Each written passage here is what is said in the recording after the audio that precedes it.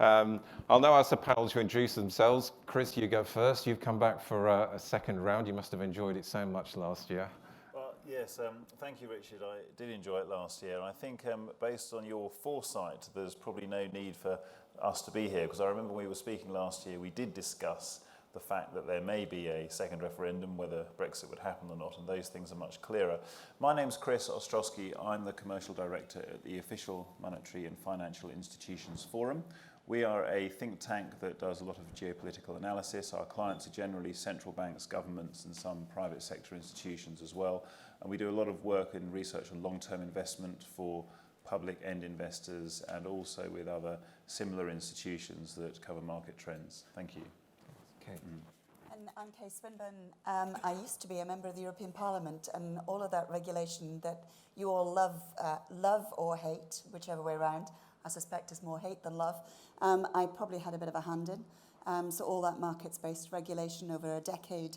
I was a former investment banker and fund manager dealing with that legislation and trying to make it workable. Not all of it came out the way I'd like it to. But now I actually work at KPMG, having been released from public sector.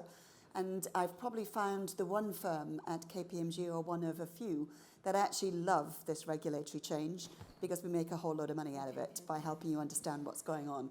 So it is, I said to somebody the other day, I'm now released from having to take responsibility for the legislation, and I can now actually critique it from the sides and work out how to implement it. And the comment was, you were never anything other than unleashed. So I promise I will still be as forthright as I ever have been, and hopefully help you work your way through this. Thank you. David. David McCarthy from the Investment Association. I'm head of European Affairs, but for the last 2.5, 3 years for my sins, I've been helping firms navigate the political realities of Brexit as well as the regulatory. And I think, over the last 3 years, we have seen a lot of activity being carried out by firms to prepare for a no-deal scenario, and that very much remains on the table. But I know shortly we'll talk about whether that's, a likely outcome or not. Good morning, everyone. Linda Gibson. I head up Penson's Pershing BNYM's Regulatory Change Department, ex-regulator from about 15 years ago. But since then, I've been in the industry giving advice really on what we're seeing coming through in terms of regulatory change. So I speak more from a very practical point in terms of actually having to deliver, as probably a lot of the audience does, and what's been served up in terms of regulation.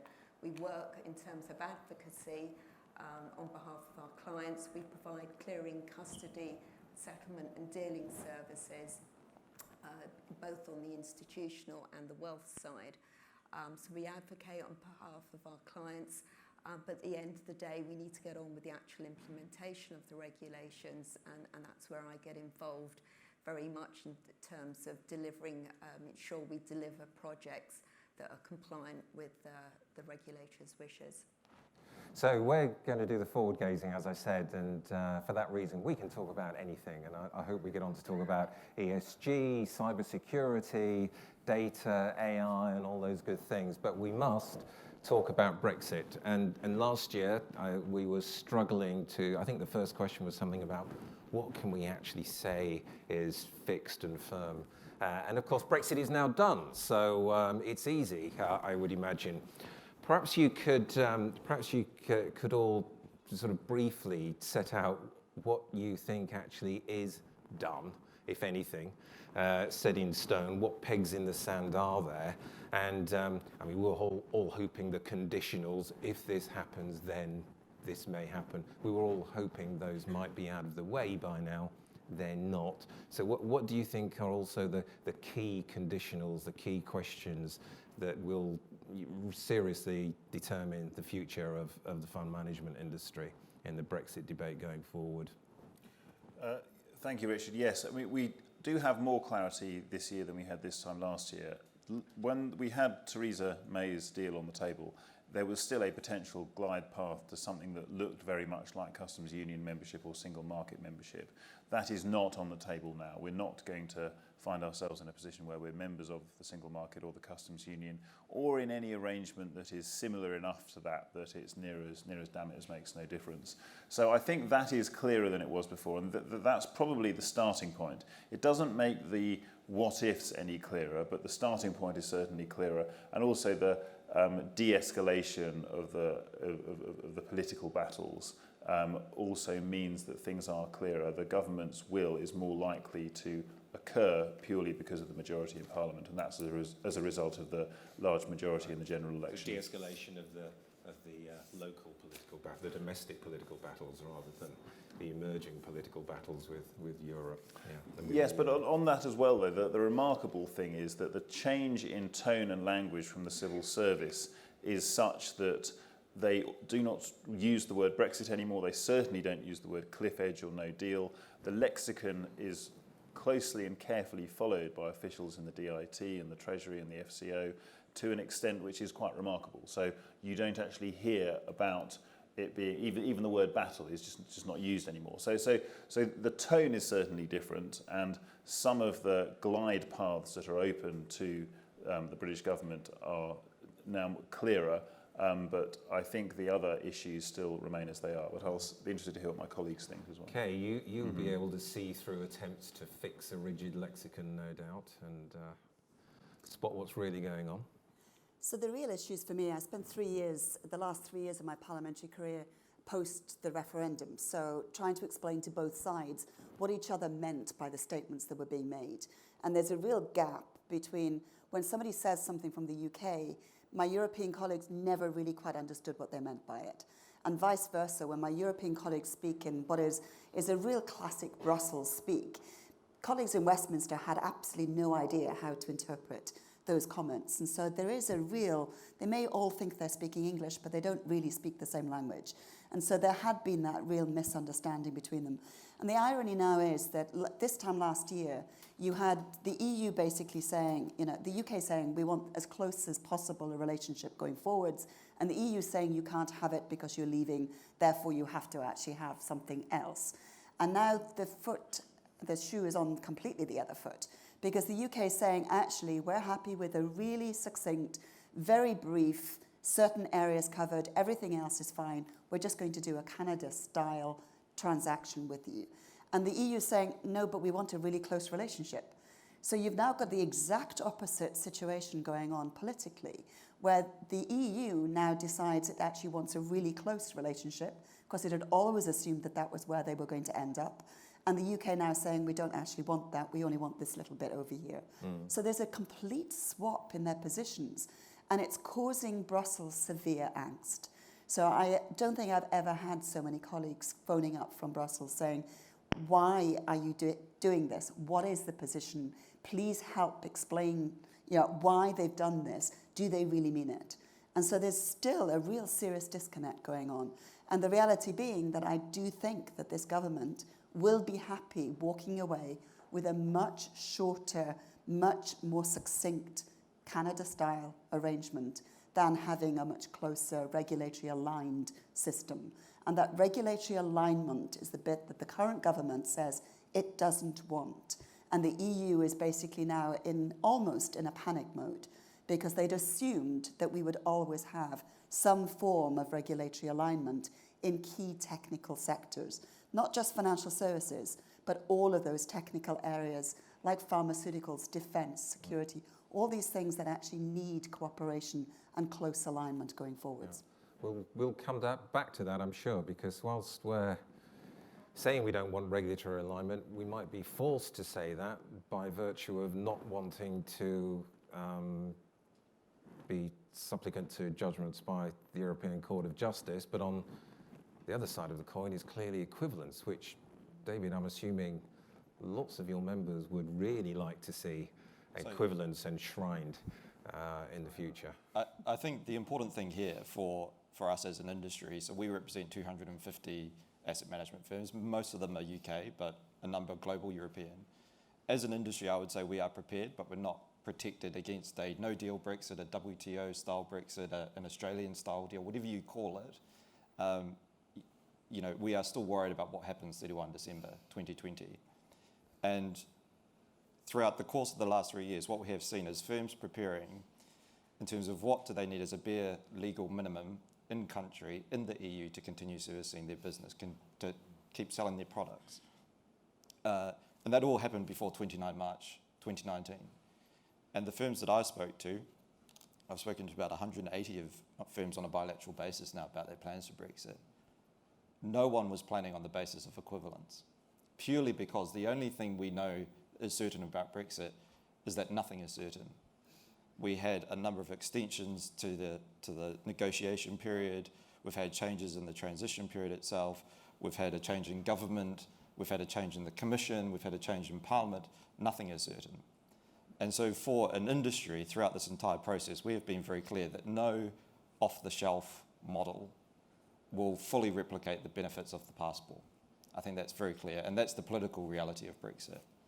And so for firms, we've been trying to help them navigate this and saying, well, if we're agnostic about how do we continue operating in Europe and vice versa, noting the changes in position in government, what can we do? And so we've taken a principles-based approach. So for us, we've said the most important priority is to safeguard the ability to offer products and services cross-border where there are third country regimes. So this is where equivalence comes in. Unlike any other relationship between the EU and another third country, you know, the UK has been involved in the development of regulation for 40 odd years. I'm sure you've been involved in that for, you know, deeply in econ. And we have onshored all EU regulation over the last 18 months. There's something like 78 statutory instruments for financial services. On day one, the UK will be as equivalent as we will ever be. And then it becomes a question of how do you manage that relationship on an ongoing basis? There's MiFID 2.1 review happening right now. If we insist upon a line-by-line granular technical assessment, which is what ESMA wishes to do, does that mean the UK remains equivalent? There are other areas where the EU may move away from the UK. Let's put it out there, a financial transactions tax, which I can't see the UK signing up to. And so for us, the next sort of priority becomes talking about how do you offer greater certainty in the system so firms can plan on a long-term basis. The 30-day notice period is well known. And then how do you introduce a mechanism by which the UK can have a say over the regulation that affects it, whether it's through IOSCO, FSB, or a joint financial services committee as part of the trade agreement. But let me bring Linda in here, because Linda, you're probably closest to the coalface than any of us. So what's it like down there? Is a canary back on its perch and singing merrily, or is it gasping for breath? We just keep continuing to press to our clients in terms of you've got to prepare for not having equivalence and do what you need to do in terms of being able to continue to service your clients. So we've been through March 19, October 19, December 19, all these dates preparing clients. And nothing has actually happened. They've looked at the temporary permissions regime.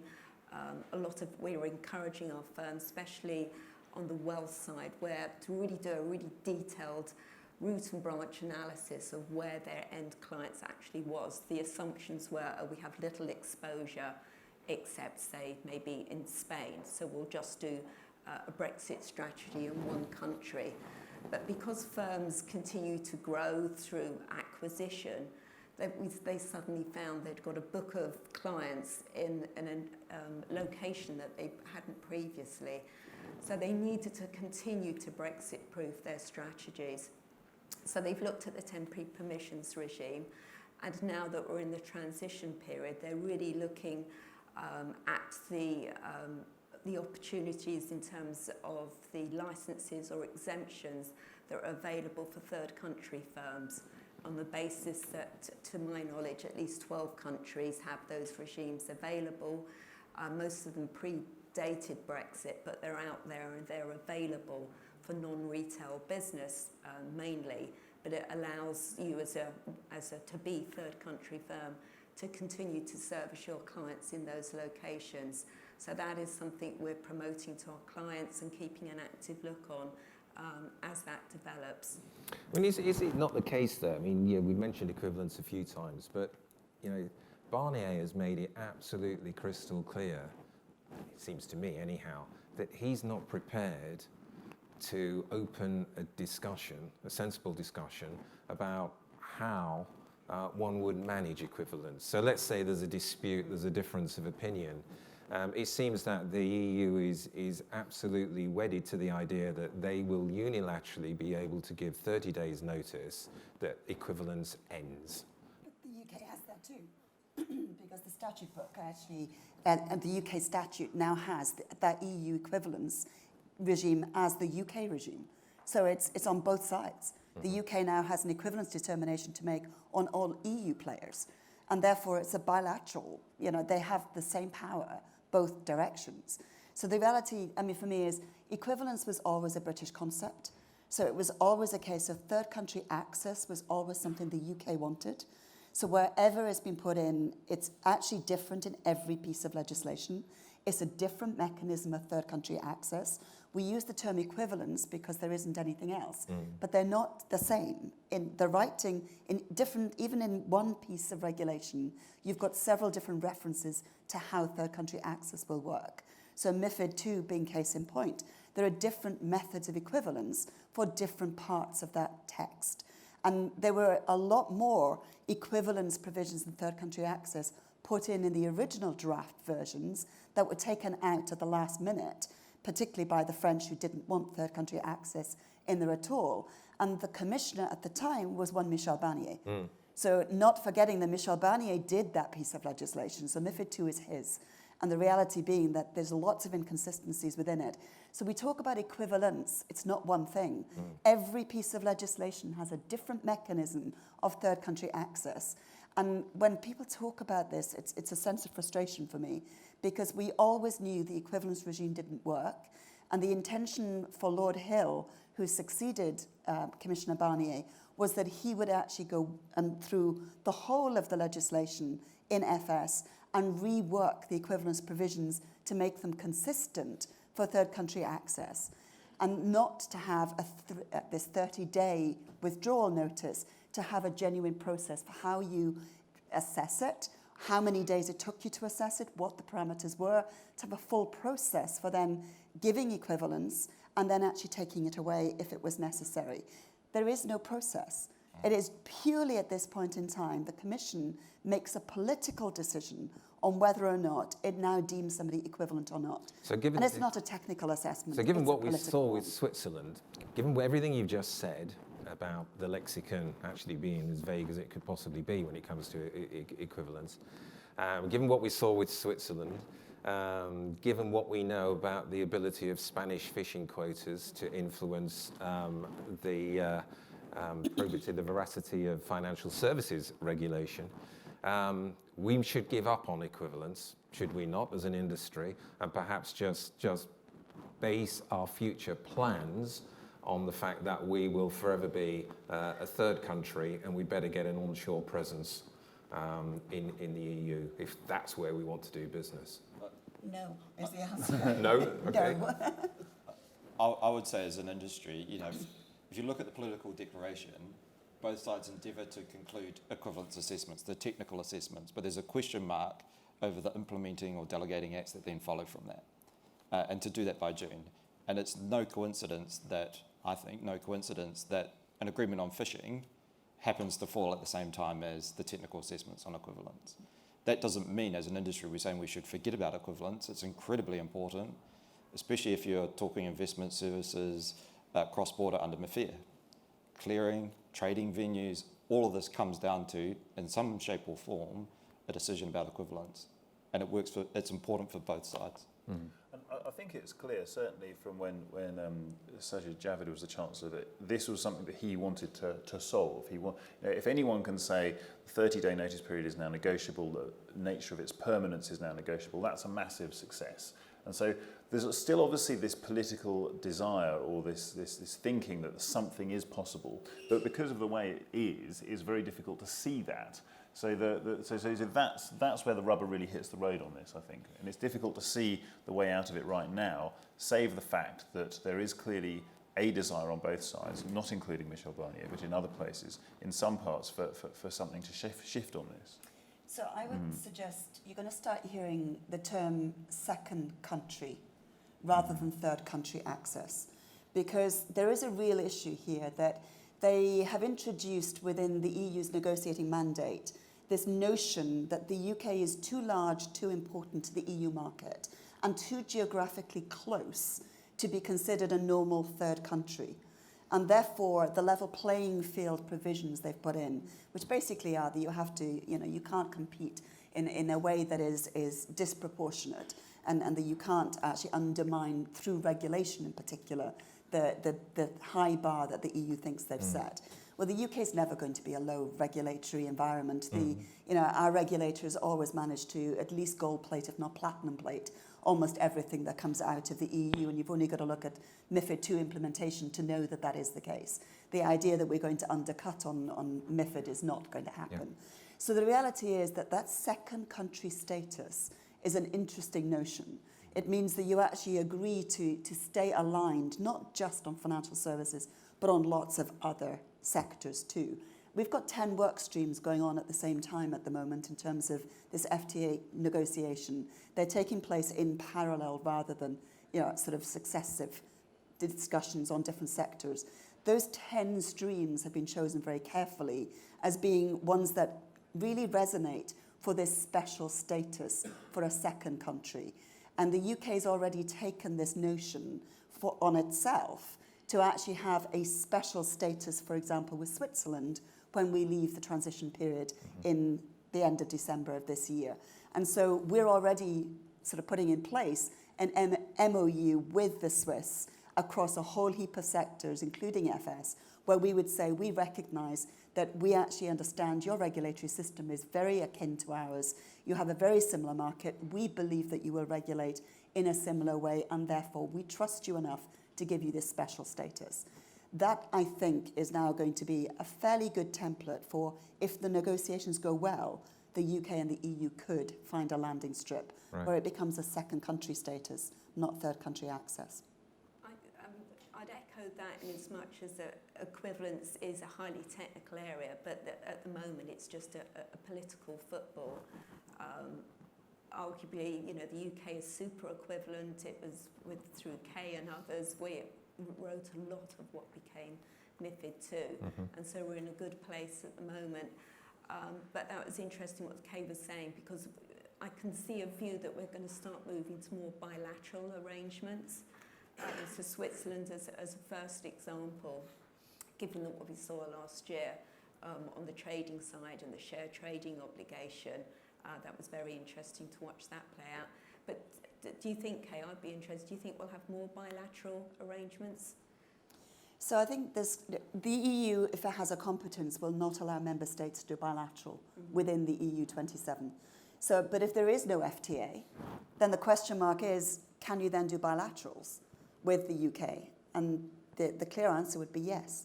So if you look at the UK-US situation, when we were members of the EU, we had an MOU with the US. And we gained access provisions for US firms into the UK on a very different status to anywhere else because they had that bilateral agreement. So if the EU doesn't have competence in an area, every member state can do bilaterals with any region around the world that they want. And I think we're going to potentially see that as being where the UK government will say, if you don't want to play ball and if you don't want to give us this status where we actually do recognise each other's systems, if you don't want to do it, then fine, we'll just do it bilaterally because you won't have a competence to do it. And that penny is dropping around member states, sort of capital cities right now. And I've just come back from Germany and I was quite shocked to hear them talking about the ability to do a bilateral if there is no FTA. Right. It's already a conversation that's being had. Do you want to mention anything to round off the Brexit part of this discussion? Or I think separate of equivalence are a number of measures that the government is taking at the request of industry to help get through the next sort of 18 months, and chief among them is domestic legislation for overseas funds coming into the UK. Okay. And so we're waiting for a consultation this spring on that. I think that's a key part because there is no third country passport for UCITS. Equally, as you say, there are chances for bilateral. So Germany and Switzerland have a bilateral agreement on fund recognition. There's no reason why the UK couldn't potentially do the same. Yeah. So there are a number of things in train at the moment. Yeah. And for those of you who think there's something fishy about us mentioning fishing in this debate, unfortunately, I've been in this industry long enough not to just remember MiFID 1 and MiFID 2, but MiFID -1 and MiFID -2, which were various investment service directives that were implemented by Europe back in the early 90s, I think. And the UK was lobbying hard for delays in the publication of block trades. And I remember at the time hearing a little bit of noise about Spanish fishing quotas, which jokingly I've referred to in conversations over dinner through the years, until about 4 years ago I was sat with a very senior official in government policy from Goldman Sachs who pounced on me when I mentioned Spanish fishing quotas as having been responsible for our ability to negotiate block trading delays in the 90s, with the words, "How on earth did you discover that? That was supposed to be a thing." I never thought it was true, but apparently it's a fact. So fishing quotas, crucial here at the moment. So fish for financial services, potentially, one trade-off. One is 0.14% of our GDP, the other's 14%. Yep. I know which one I would trade. Yeah. Perhaps one last point, and this is me being a little bit naughty here, but the fact that ESMA is now based in Paris, does that enhance the political nature of regulatory direction? Or, I mean, let's face it, the AMF is probably the most active regulator trying to back out of MiFID II at present. Anyone care to comment? Well, we've seen the AMF's consultations, and also I think it's at the Ministry of Finance in Germany as to what bits of MiFID II they would look to unpick. And there's a clear direction. Certainly in France, they're very keen to unpick research and unbundling, whereas FCA are, one of the forerunners that are very keen to keep that. So I think it is a very interesting point where the seat of power has now moved and how that will shape MiFID 2.1 or MiFID 3. I think regulation never happens in a vacuum, and it's always influenced by the conditions and by the environment that it's in. And part of that's geographical, but also the more subtle pressures on the regulators. And that includes its location. It's probably not the most important influence, but you can see this from how the times change with the FCA and the FSA splitting, and the changes in regulation always mirror the environment that it's in. So I do think there will be a difference in political direction, however neutral a regulator intends to be. Yeah. And the irony of being in the room for MiFID II trialogues, it was the three large member states who actually, at the last stages, were making all the requests and the compromises. So this wasn't the 28, this was 3 member states. That was the German, French, British axis. Only 3 member states mattered, and the compromises were reached in different areas and across areas, with a French commissioner leading the negotiations from the inside. And the reality being the UK won a huge number of concessions for what it felt were important in terms of transparency requirements and open access to markets, and actually having that third country access. The reality is that our French colleagues didn't want that, and the German colleagues sat on the fence for a large number of these things, but they also didn't want open access. So the reality being, why would the French and German markets, the 2 largest European markets, now actually want UK rules that they felt the UK overtly influenced, and they did, and therefore why would we want British rules now actually? Why can't we just go back to having continental European rules? So there's a real irony that some of the really liberalised market sort of articles in MiFID II are likely to be removed because the French and Germans never wanted them. And so it's not going to be the UK that's going to go for a lower standard. It's actually, ironically, the EU itself who's going to take its standard and lower it in many, many areas of the original MiFID II. So, what are you trying to stay equivalent to? Because those goalposts are moving by the day.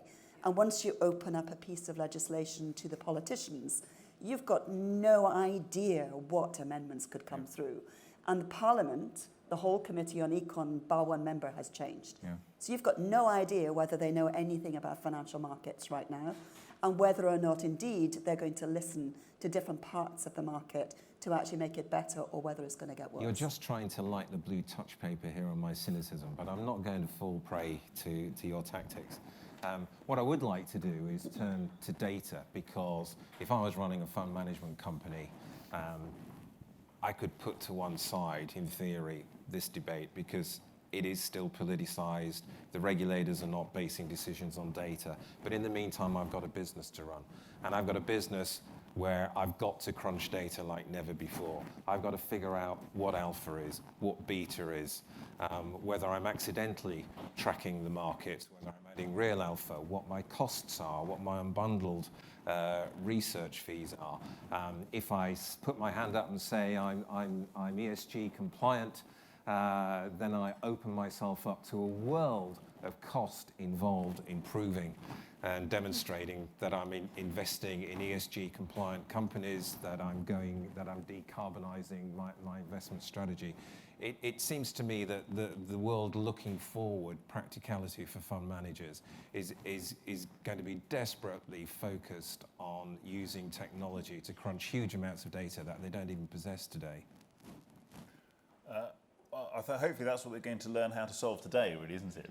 That's the whole point of being here. But no, you're right. I mean, the volume of data and seeing data as an asset, which we heard in the opening remarks, is I think probably still the most important piece in the industry at the moment. And we would expect to see more of that. It's particularly on ESG. We've done a huge amount of work on OMFIF on.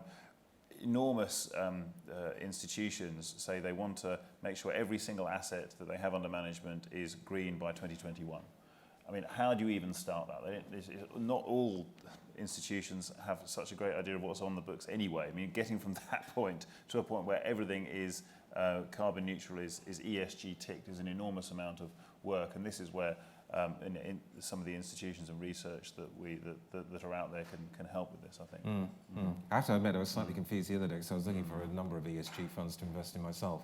But when I dug down into what the portfolios were holding, it was Amazon, Alphabet, Disney, and they were not the sort of companies that I would have thought would be at the top of the list. So definition, I ran away. And compliance. And this is where the central banks, who we work with a lot, have a huge role to play, really, because it needs to be led by institutions that people trust and that already have status in the marketplace. And this is something that is an increasing demand from all parts of the market here. Yeah. Are you guys struggling with this? Well, I'd pick up, this is something we've been watching for the last few years. Each new regulation brings more and more data requests to be either obtained from your clients, to be stored in a GDPR compliant way, then to be scrubbed and to be able to turn into data for transaction reporting, for trade reporting, and to be held and transmitted through to the regulator. Just as an example, recently, looking across the regulations that we've been working with, there is a realisation on the 5th Money Laundering Directive, the Shareholders' Rights Directive, and some further guidance that came out on transaction reporting. All three requested certain different data on beneficial owners, and as a firm, we could have implemented each separately and probably kind of crossed over in terms of systems and access controls as to how we obtained and stored that data. So this is really where you need to have a real look across everything that's coming through, not only in terms of practical and how you're running your projects, but how you're actually going to store and report that data. It's getting more and more complex out there, and that's something we continue to message, thinking about your data that you hold, and how you obtain it, because again we have to keep going out to clients to request more data. David, on Chris's point, I mean, the whole industry is moving towards ESG, trying to run their companies. There is excellent motive, but the point that Chris made at the end there was standardization of this. Now, there's such a thing as B Lab, which is largely taken off in the US, B Corp status, where firms have to apply every 3 years and get graded on their credentials, and they're pretty strict and they're pretty rigid. We don't seem to have anything. I mean, when I talk to people about B Corps in Europe, most people haven't got a clue what I'm talking about. But do we not need something like that? Do we not need standards to be adopted so that people can, when they claim they're ESG, they really are? I think what we've seen with Europe's work on the taxonomy is the alphabet. It's not necessarily the language yet. And what we have seen from investors is a greater need for comparable data, more open, transparent information about what ESG actually means, what extent are we investing in green initiatives, sustainable initiatives. At the IA last year, we launched a responsible investment framework, which was talking about, coming up with the proper terminology to use when talking about sustainable investment with clients. And later this year, we'll be looking at fund product labels as well. So when you're looking at your platform and thinking about what ESG funds you want to invest in, that's going to be a critical part of helping you and others navigate that process. And what about if you decarbonise portfolios? I read one report in the FT in the last few weeks that suggested there would be it would result in a 30% drop in performance if firms really invested around their business in a decarbonised, conformant with a decarbonised policy. As a lawyer, I should say past performance is no indicator of future performance. I think what we are seeing, the moves, if we're talking, decarbonisation, moving away from coal and other industries, that is because of investor demand. It's natural that firms are responding to investor demand to do that. I just want to, before we wrap up, I want to give you the audience, because you've been excellent turning up this morning, all the plagues and whatever else. Have you got questions for the panel? Surely something? No? Okay. Any final burning comments that you would wish to make? Can I just suggest that ESG is as big and disruptive as MiFID II. You are going to have to actually really look at the data you have and how you actually benchmark and how you measure yourselves. So ESG is going to be all-encompassing, and I'm certainly spending a disproportionate amount of my time at the moment looking at that agenda, looking at what Europe's doing, looking at the global standards and where we might have a common framework start to emerge. But I think certainly the fund industry is the one that's likely to come forwards with global standards that might be able to be workable. And if we wait for the EU or for the US or anybody else to catch up and find one common standard, I think we're probably missing the point. A lot of this is going to be about disclosure, just like MiFID was all about disclosure and transparency. So actually starting to collect that data, starting to look at what you do is really important. And then bear in mind, once you have that data, if we think that equivalence for fund managers is an important one, data adequacy is an equivalence decision. So be really careful, make sure you know where your data comes from, who it belongs to, and if the EU decides not to give the UK data adequacy, which is the equivalent of equivalence, then we're going to have a bumpy time. So you need to make sure you know where your data comes from for ESG and all the other sources too. Thank you. So I'm sorry we didn't get onto AI, cybersecurity, fund liquidity, the movement into the private equity space, the lack of IPOs on the planet, et cetera, but we will be around at the coffee stalls to answer all these questions later on. But just for now, can you join me in thanking the panel for sharing their views this morning?